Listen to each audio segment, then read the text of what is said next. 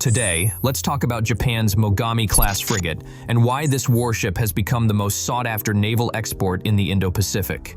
For nearly 8 decades, Japan built warships exclusively for itself, bound by constitutional restrictions and a cultural aversion to arms dealing that left its defense industry isolated from global markets. That era is over. Since 1967, Japan maintained what amounted to a total ban on weapons exports.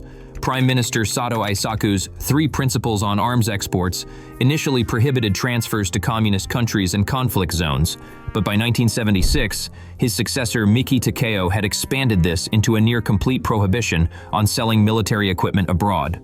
The result was striking.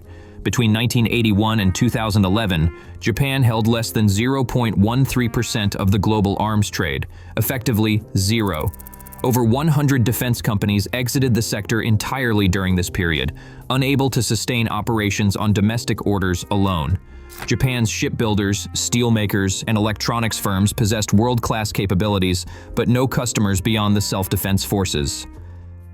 The shift began on April 1, 2014, when Prime Minister Shinzo Abe's cabinet replaced old restrictions with the 3 principles on defense equipment transfers. This new framework permitted exports for international cooperation and for transfers that would benefit Japan's security while keeping strict controls on third-party transfers. The 2022 National Security Strategy went further, explicitly identifying the defense industrial base as a defense capability itself and naming China as an unprecedented strategic challenge. A decade after Abe's initial reforms, in December 2023, Prime Minister Fumio Kishida's cabinet approved exports of finished lethal weapons to licensing countries, a revision that immediately enabled Japan to supply Patriot missiles to the United States. Which brings us to 2025, and the moment Japan's defense industry has been building toward for over a decade. On August 5, 2025, Australia announced it had selected Japan's upgraded Mogami-class frigate for its future fleet. 11 vessels worth approximately $6.5 billion US dollars, or around 10 billion Australian dollars. This represents the first major warship export from Japan since World War II, and arguably the most significant defense industrial breakthrough in Tokyo's post-war history. The deal validates Japanese naval engineering on the international stage, provides crucial economies of scale for Mitsubishi Heavy Industries, and signals that Japan is now an active competitor in the global frigate market. Defense Minister Gen Nakatani captured the significance in his response. He said, "Japan and Australia are special strategic partners. These are truly state-of-the-art warships that bring together the outstanding technological capabilities of Japan's defense industry."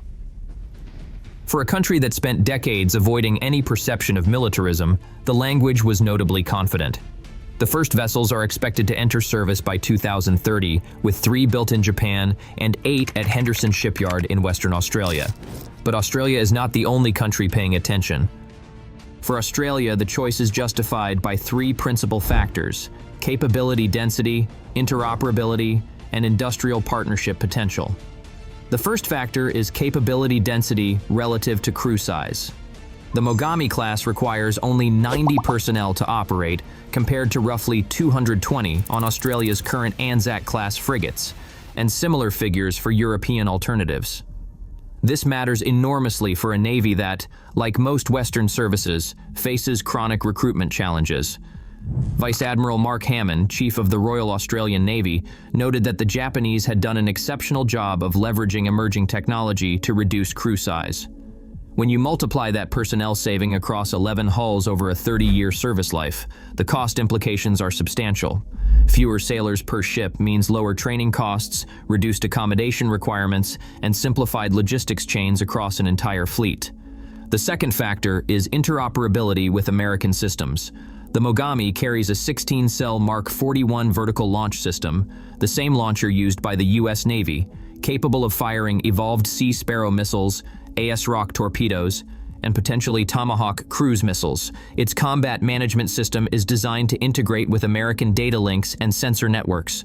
For Australia, which operates under the AUKUS framework alongside the United States and the United Kingdom, this compatibility is not merely convenient, it is strategically essential.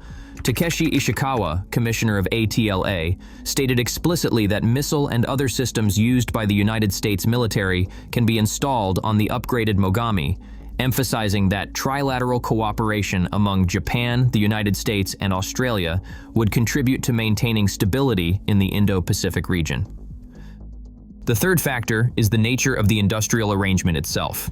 Unlike previous Australian shipbuilding programs that involved technology transfer from distant European partners, the Mogami deal positions Japan as a proximate strategic partner in the Western Pacific.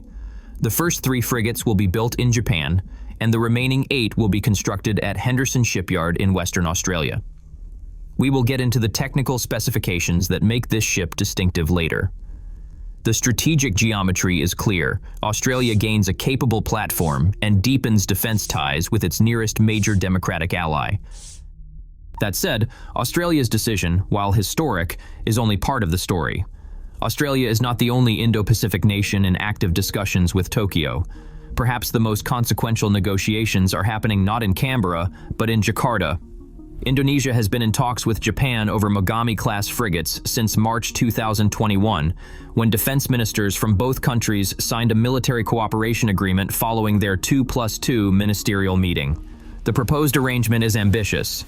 8 frigates are valued at approximately 300 billion yen, roughly $2 billion US. 4 ships would be built in Japan, and 4 would be constructed at the PT PAL shipyard in Surabaya under technology transfer. For Indonesia, which operates the world's largest archipelagic territory, spanning over 17,000 islands, and which faces persistent Chinese incursions near the Natuna Islands, the appeal is straightforward. The country's current fleet of frigates is aging, and its Greenwater Navy 2024 modernization plan calls for 274 vessels, a target that requires foreign partnerships to achieve. Progress stalled under President Jokowi because of COVID-19 disruptions and competing budget priorities, including the capital relocation project to Nusantara. In January 2025, Defense Minister General Nakatani visited Jakarta to restart negotiations with his counterpart, Syafri Syamsuddin, under the new administration of President Prabowo Subianto. Prabowo notably was the defense minister who originally proposed the Mogami acquisition back in 2021. Indonesian law requiring 10 to 20% upfront payment remains an obstacle, and Jakarta has hedged by also acquiring FREM frigates from Italy under a $1.25 billion contract. I will not speculate on whether Indonesia will ultimately sign, but I will say this. The fact that negotiations have survived 2 administrations and a global pandemic suggests genuine strategic intent on both sides. But perhaps the most interesting case is not Indonesia at all. It is the Philippines, which is pursuing a different arrangement entirely. Rather than purchasing new Mogami-class frigates, Manila is negotiating to receive used Abukuma-class destroyer escorts from Japan. In July 2025, Tokyo announced plans to transfer up to 6 of these older vessels, commissioned from 1989 to 1993, with the Philippine Navy reportedly seeking 3 ships. This is a transfer, not a sale.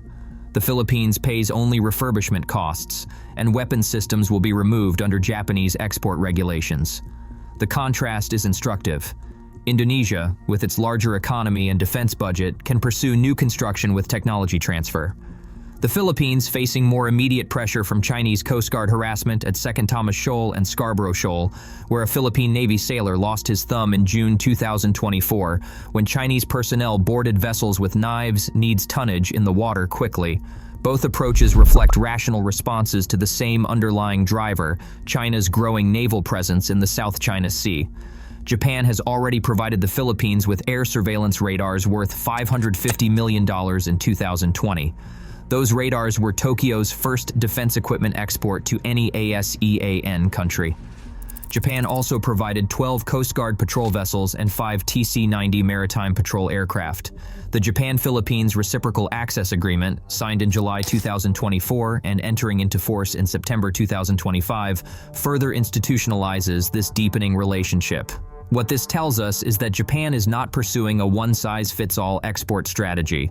Tokyo is tailoring its approach to each partner's capabilities and constraints, suggesting a sophisticated understanding of the regional market. To understand why this ship has attracted such interest, we need to go back to the beginning, to why Japan designed the Mogami-class in the first place. The core problem was demographic.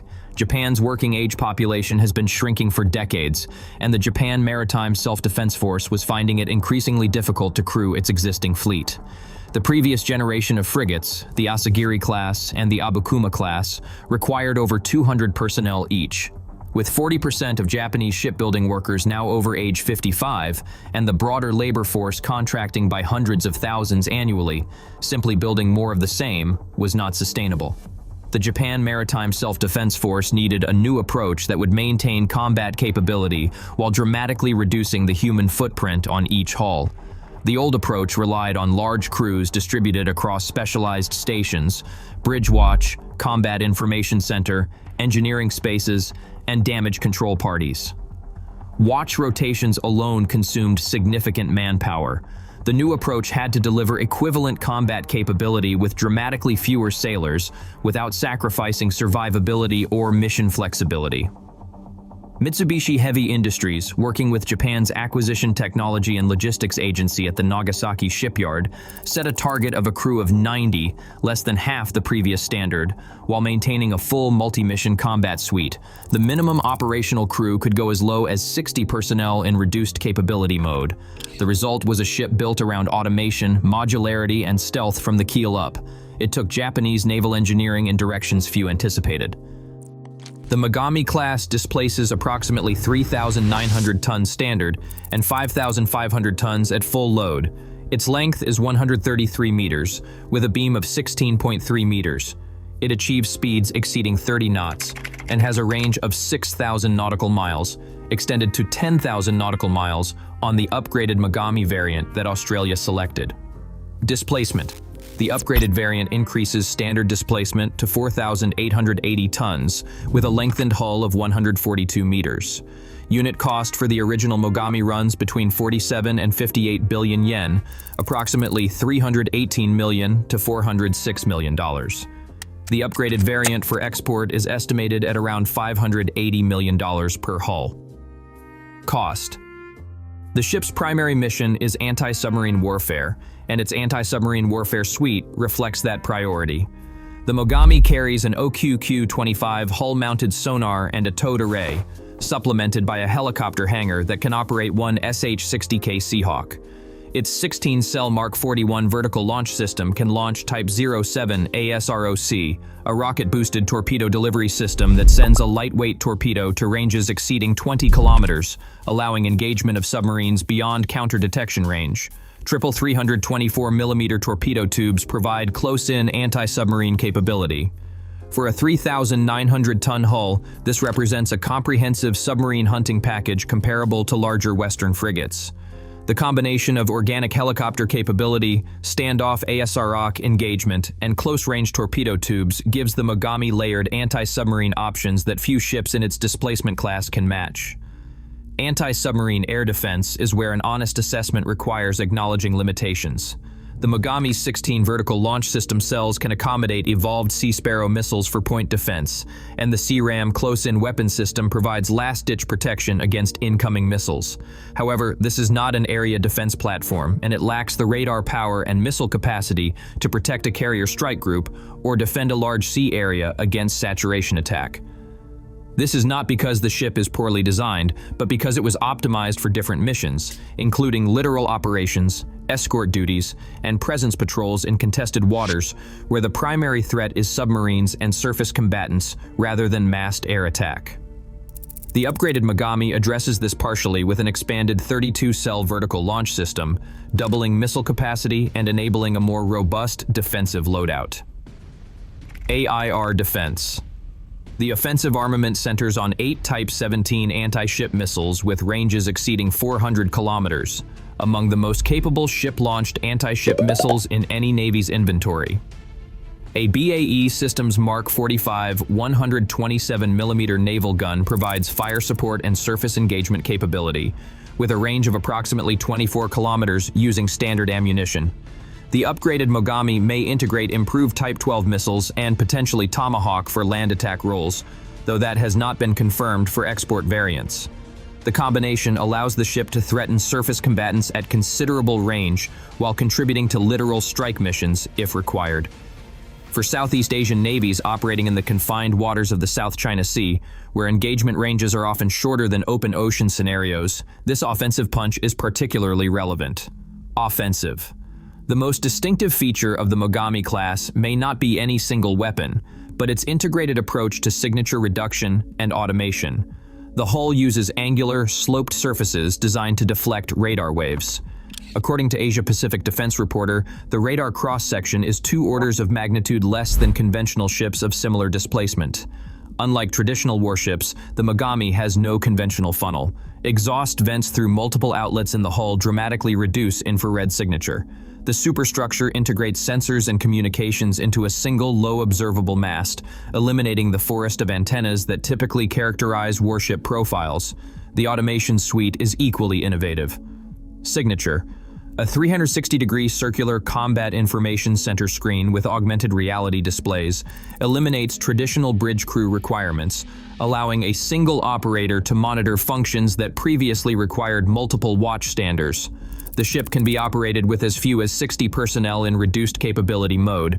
The OPY-2 active electronically scanned array radar, using gallium nitride technology derived from Japanese fighter aircraft, provides simultaneous tracking of air, surface, and missile threats through a single rotating array integrated into the low observable mast. Perhaps most forward-looking is the modular mission bay with stern ramp, enabling deployment of unmanned underwater vehicles, unmanned surface vessels, and sea mines. This makes the Mogami the first Japan Maritime Self-Defense Force escort ship with organic mine warfare capability, a significant advantage in a region where mines remain a relevant threat.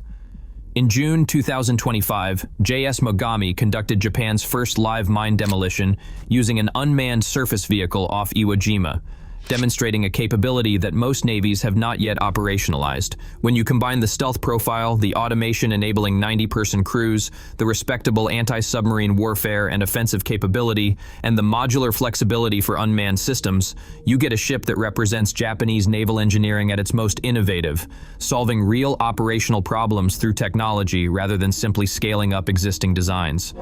The Mogami achieves a stealth profile 2 orders of magnitude below conventional frigates, and automation that cuts crew requirements by more than half, together with a capable anti-submarine warfare suite, long-range anti-ship missiles, and a modular mission bay designed for unmanned systems. The Mogami is not a destroyer, not a corvette, and not quite a traditional frigate. It is a multi-mission platform optimized for the specific operational challenges of the Western Pacific, including vast distances, contested littorals, demographic constraints, and an adversary that is building warships faster than any nation in history. It is excellent at anti-submarine warfare and surface strike, capable but not dominant in air defense, and more flexible than almost any competitor in adapting to emerging unmanned technologies. That flexibility, combined with interoperability with American systems and Japan's newfound willingness to export, is exactly why Australia committed $6.5 billion, why Indonesia has sustained negotiations across 2 administrations, and why the Philippines is seeking whatever Japanese naval capability it can acquire. New Zealand formally expressed interest in October 2025 following the Australian announcement, potentially creating a Mogami ecosystem of 13 or more vessels operating across allied Indo-Pacific navies. The People's Liberation Army Navy now operates over 370 warships, with projections reaching 435 by 2030. Chinese shipbuilding capacity is estimated at 232 times greater tonnage output than the United States. Chinese Coast Guard vessels harass Philippine and Vietnamese fishermen daily in the South China Sea, backed by over 300 maritime militia vessels. For the nations living in China's shadow, the question is not whether to modernize their navies, but how and with whose help. Japan, with the most trusted reputation among major powers in Southeast Asia at nearly 59% approval according to ICEAS surveys, is positioning itself as the answer. The Mogami-class may have been built to solve Japan's own manning problems, but it has become something more, a symbol of Tokyo's transformation from pacifist bystander to active security partner in the Indo-Pacific. And that transformation is only beginning.